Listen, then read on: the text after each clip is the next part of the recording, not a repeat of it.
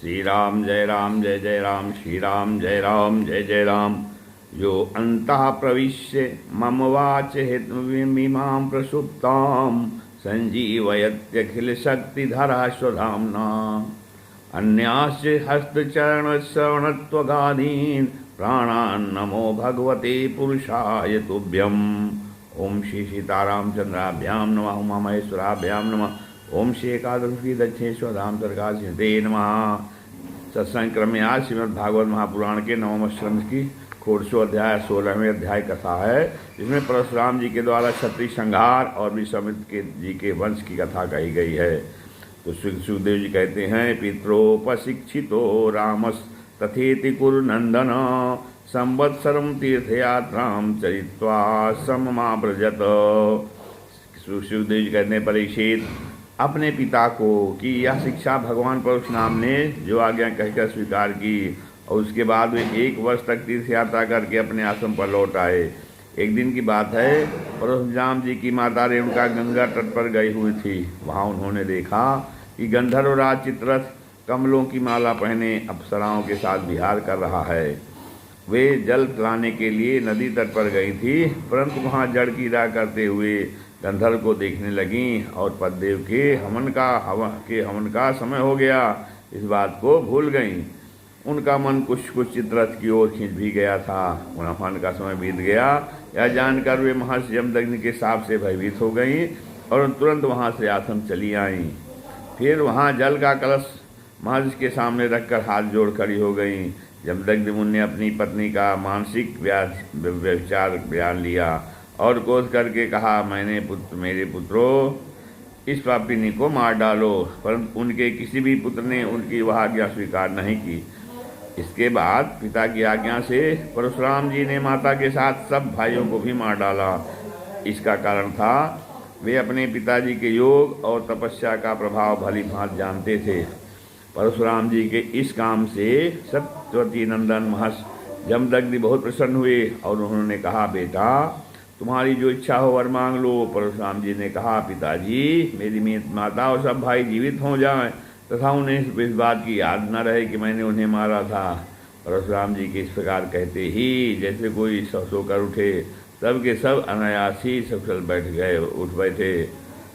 परशुराम जी ने अपने पिताजी का तपोबल जानकर ही तो अपने सूर्यों का वध किया था। परीक्षित, शास्त्रबाहु अर्जुन के जो लड़के परशुराम जी से हार कर भाग गए थे, उन्हें अपने पिता के वध की वह याद निरंतर बनी रहती थी।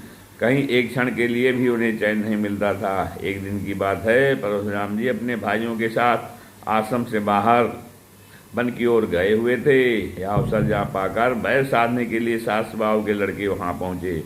उस समय महर्षि जमदग्नि अग्निशाला में बैठे हुए थे और अपनी समस्त वृत्तियों से पवित्र की भगवान की ही चिंता में मग्न हो रहे थे। उन्हें बाहर से कि कोई शुद्ध नहीं थे।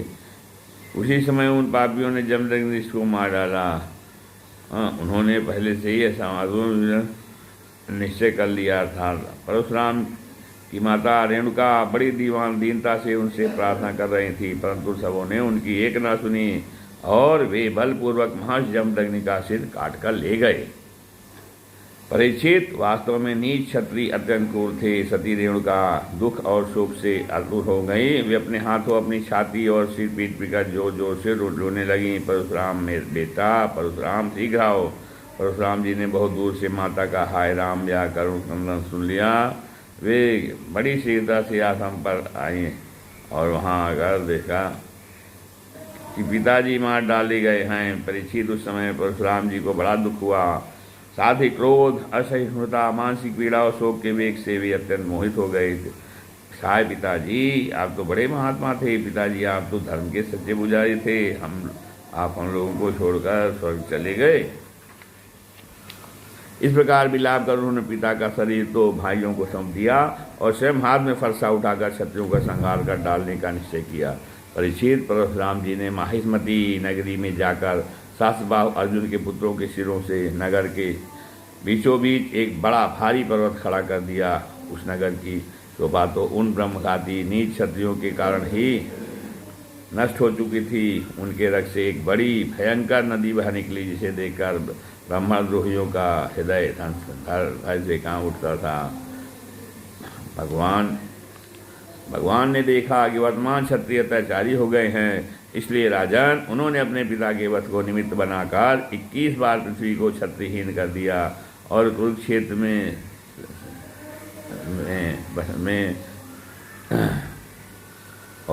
कुरुक्षेत्र में शवंत पंचक में ऐसे ऐसे 5 तालाब बना दिए जो रक्त के जल से भरे हुए थे। परशुराम जी ने अपने पिताजी का सिर लाकर उनके धड़ से जोड़ दिया और यज्ञों द्वारा सर्वदेव में आसुरी भगवान का भजन किया, यजन किया। यज्ञों में उन्होंने पूर्व दिशा होता को, दक्षिण दिशा ब्रह्मा को, पश्चिम दिशा आध्वर्य को और उत्तर दिशा सामगान करने वाले उद्गाता को दे दी। इसी प्रकार अग्निकोण आदि दिशाएं ऋतुजों को दी। कश्यप जी को मध्य भूमि दी गई। उपदष्टा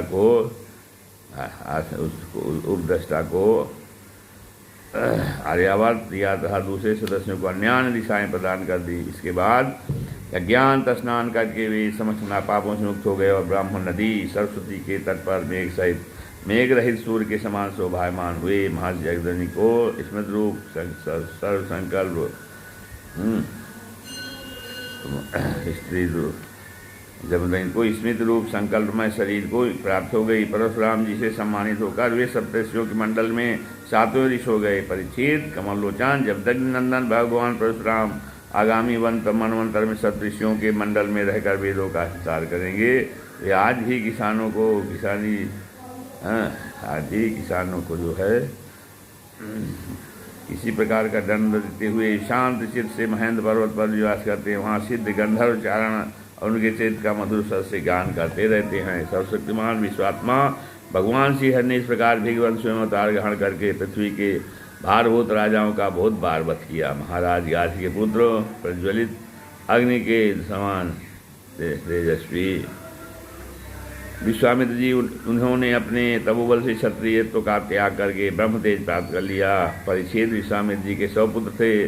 उनमें पिछले पुत्र का नाम था मधुच्छंदा, इसलिए सभी पुत्र मधुच्छंदा के ही नाम से विख्यात हुए। विश्वामित्र जी ने भृगुवंशी अजीत गर्भ के पुत्र अपने भांजे शूरासेप को, जिसका एक नाम देवराज भी था, पुत्र रूप में स्वीकार कर लिया और अपने पुत्रों से कहा कि तुम लोग ऐसे अपना बड़ा भाई मानो। यहाँ वही प्रसिद्ध भृगुवंशी शूरासेप था जो हरिश्चंद्र के यज्ञ में यज्ञ पुष्प के रूप में मोल लेकर लाया गया था। विश्वामित्र जी ने प्रजापति वरुण आदि देवताओं की स्तुति करके उसे पास बंधन में से छुड़ा लिया था। देवताओं के यज्ञ में यही शूरासेप देवताओं द्वारा विश्वामित्र जी को दिया गया था। ता देव ही राता। इस व्युत्पत्ति के अनुसार गोधिगाद वंश में यह तपस्वी देवराज के नाम से प्रसिद्ध विख्यात हुआ। विश्वामित्र जी के पुत्रों में जो बड़े थे उन्हें शूरासेप का बड़ा भाई मानने की बात अच्छी न लगी, तो इस प्रकार विश्वामित्र जी ने क्रोधित होकर उन्हें साथ दे दिया कि दुष्टो, तुम सब म्लेच्छ हो जाओ। इस प्रकार जब उपचुनाव पूर्व तो इस प्रकार जब 49 भाई म्लेच्छ हो गए तथा तब विश्वामित्र जी के पिछले पुत्र मधुचंद्रा ने अपने छोटे 50 भाइयों के साथ कहा, पिताजी आप हम लोगों को जो आज्ञा करते हैं हम उसका पालन करने के लिए तैयार हैं। यह कहकर मधुचंद्रा शूरासेप के डर से तो स्वीकार कर। तब विश्वामित्र जी ने अपने इन आज्ञाकारी पुत्रों से कहा, तुम लोगों ने मेरी बात मानकर मेरे सम्मान की रक्षा की है, इसलिए तुम लोगों जैसे सुपुत्र प्राप्त करके मैं धन्य हुआ। मैं तुम्हें आशीर्वाद देता हूँ कि तुम्हें भी सुपुत्र प्राप्त होंगे। मेरे प्यारे पितरों, यह देवराज शूरासेप भी तुम्हारे ही गोत्र का है। तुम लोग इसकी आज्ञा में रहना। परीक्षित, विश्वामित्र जी के अष्टक, खारीद, जय और कृतमान आदि और भी पुत्र थे। इस प्रकार विश्वामित्र जी को की संतानों से कौशिक गोत्र में कई भेद हो गए और देवराज को बड़ा भाई परलोक के माने कारण वह प्रबल हो गया। इस श्रीमद्भागवते महापुराणे परमहंस संहितायां 9वें स्कंधे 16 अध्यायः। श्री राम जय जय राम।